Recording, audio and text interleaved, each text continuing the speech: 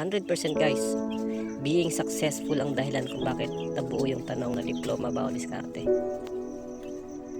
So ngayon, kung ako yung tatanungin mo, depende sa goal sa buhay kasi syempre ang goal mo sa buhay is maging successful. Ngayon, papasok yung tanong, ano ba ang ibig sabihin ng pagiging successful para sa'yo? So, para sa akin, yung pagiging successful is kung saan ka masaya, kung saan ka komportable mamuhay. So, halimbawa, ang goal mo sa buhay is magkaroon ng maraming pera, di diskarte ka. Pero kagaya sa akin, ang goal ko sa buhay is maging educated, tapos maging simple.